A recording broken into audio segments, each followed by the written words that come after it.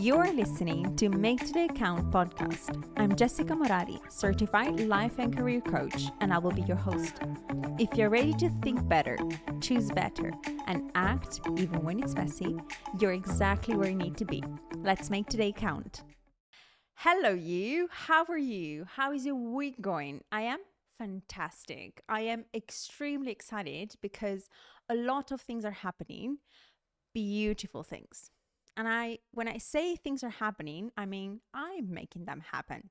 I feel very, very grateful and energized by the people that I've met during the past few weeks. There are many projects going on at the same time, and I feel like I am focused and centered and ready to keep making things happen. And I've been reflecting a lot about what's the ingredient for success, like what it takes to make things happen for you, and why some people are extremely good at reaching their goals, and why some people with potentially the same circumstances and the same skills don't. And of course, there are many factors that determine the quality and the quantity of the outcomes of our actions. But I really think that one of the most powerful skills, like what really moves the needle when it comes to getting results and achieving the goals that you want in life, is for sure discipline. Now, sometimes when this work comes up in sessions or during workshops, there is a bit of mixed feelings. Like some of us have this really negative perception of discipline.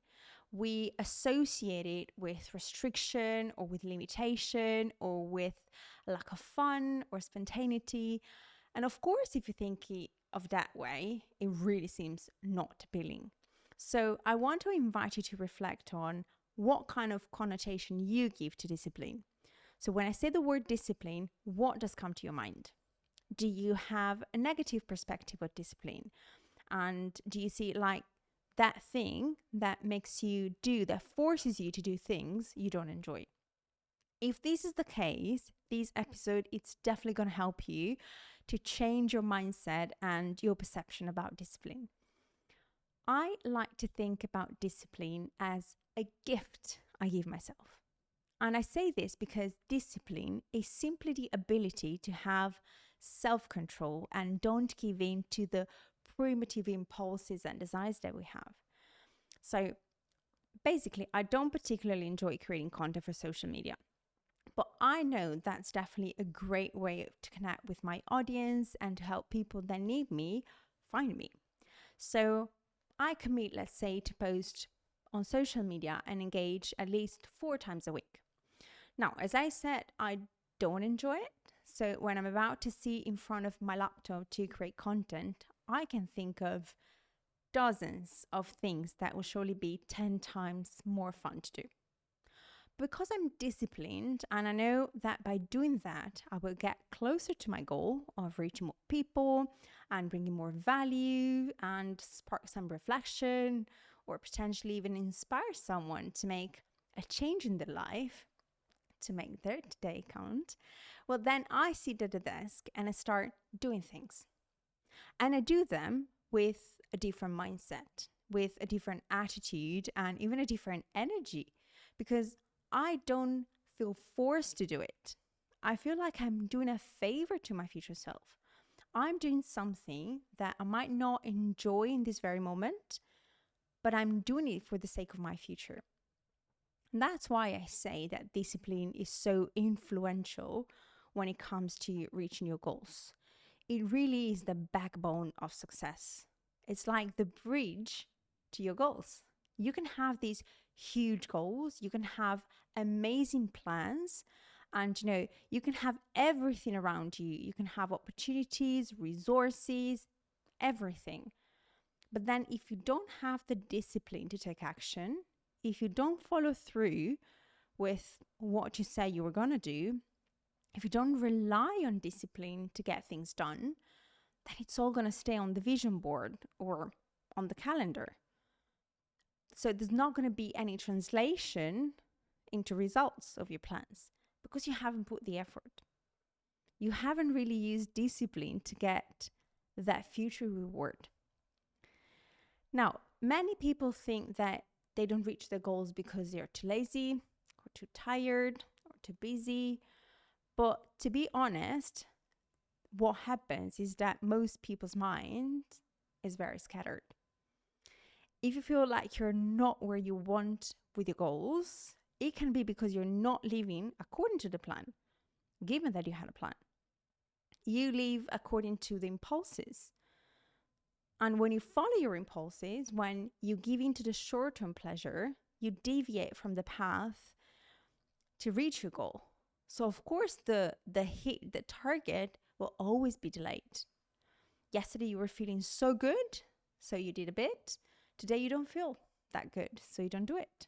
Maybe you pause, maybe you quit directly, and then you try again, and then you fail again, and that can go on for months and months. And you get to the end of the year, you look back and you think, oh my God, I haven't done anything, but I've been so busy with other stuff.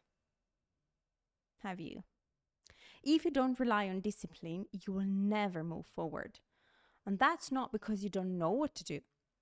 The problem is that many times we know what we have to do, but we just stray from the path so often. We don't hold our own commitments. Another thing I want to clarify is the difference between discipline and motivation. I think we mix them up very often because we think they are the same thing, but they're not. Motivation is just a spark, and it's great because it gives you that initial push that helps you get started and keeps going now and then, and sometimes give it a boost. But you cannot count on that spark to keep going on the long term. There can be wind, there can be water, there can be so many external factors that can easily make the spark go out. And that's why motivation is not enough. Motivation is not a strategy for the long run. The work is never going to give you the perfect conditions to grow. It's going to give you stress, it's going to give you gray days, problems, people who distract you, and especially a mind that invents a lot of stories. Mine is very creative and it wants to keep you comfortable and to keep you from doing the hard things. And that's why discipline is so fundamental. And discipline is important because it's so much more. It's not just about the result, it's not just about the outcome, but it's connected to many different things that are much bigger than what we think. Discipline builds identity. It affects your self-esteem. It influences how you think of yourself, what opinion you have of yourself. So every time you follow through on what you said you would do, something inside straightens up. You feel stable, you feel grounded. You have proven yourself that you can count on yourself. And at the same time, every time you don't follow through, so every time you give in to those impulses that make you stray away from the path, from what you said you would do, your brain takes notes. Sometimes it even pretends that what you're doing is so much better for you.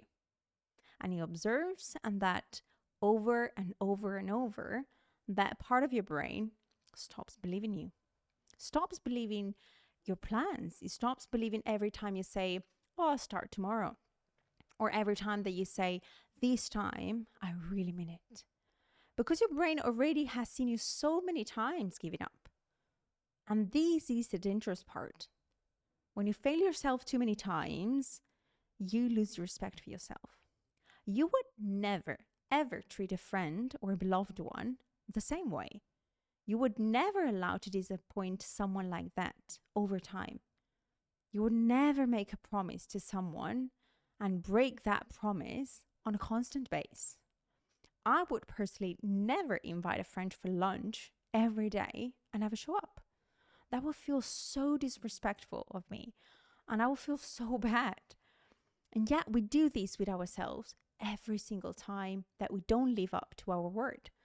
So every time I say that I'm going to do something and I'm not going to do it, that's what happens. And that kind of disappointment is not something that you fix going on Instagram and looking at motivational quotes or by thinking positive. The only way you can undisappoint yourself, this is a new word, is by becoming reliable again. You need to prove yourself again that you can trust the person that you are, that you can count on yourself. So how do you start rebuilding that trust? The best way to start winning back your trust and practicing discipline is by focusing on consistency over intensity. Many people say, I'm not a disciplined person. What we forget is that discipline can be trained. It's like a muscle. The more you do it, the better you become at it. And it's better to do something for 10 days consistently. Like if you go to the gym. If you go to the gym and you run 2 kilometers per day for 15 days, or you go once and you just do 10 kilometers straight, you will never see the results. Actually, you can burn out on day one and then abandon that goal forever. So what you want is to build a habit. So you start small, you start with something which is as easy to do as it would be easy not to do. So let's say you want to start journaling or you want to start meditating. You would never say, okay, let's go and meditate 2 hours now. Because honestly, I would laugh at myself listening to that. Start with 5 minutes. Start with a 5 minutes walk. Start by walking around the block.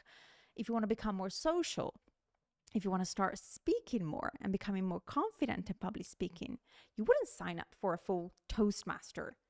Start speaking up where the situation allows you to do it, like in a meeting, or maybe you can ask for a one-on-one with someone that you trust. You can show up. You can take any opportunity to practice that. And once you've built that habit, then you can grow.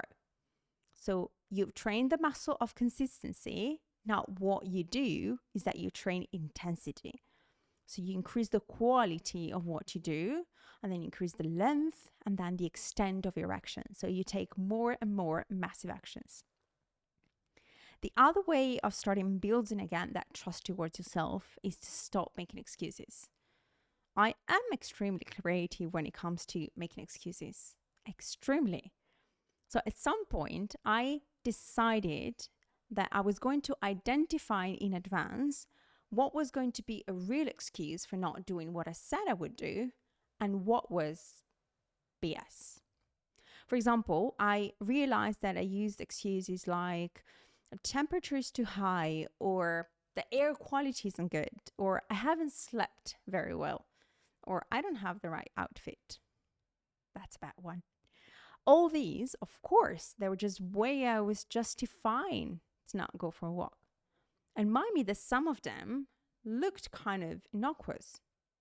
It seems reasonable that if I haven't slept properly, you might cut back on physical activity. The problem is that in my case, that was a really poor excuse because I knew that I could perform 10K steps without compromising my health, even if I haven't slept that well that night. So if you learn how to identify beforehand the possible real excuses, like real emergencies, it can be a medical emergencies, it can be a work emergencies, those are valid reason, then I know how to recognize the fake ones. So as we said, number one, make tiny steps and commit to small things so it's as easy to follow through as it is not to. And number two is eliminating excuses and identify the real obstacles. Now, number three, it's a very important one and one that I had to learn myself, and it's the pressure of perfection, and we need to let it go.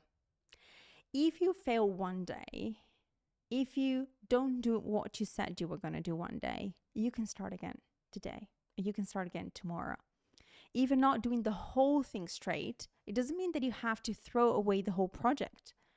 If you mess up a post on Instagram and you promised yourself to be disciplined and publish 4 times a week, and then you don't do it for 3 weeks, doesn't matter.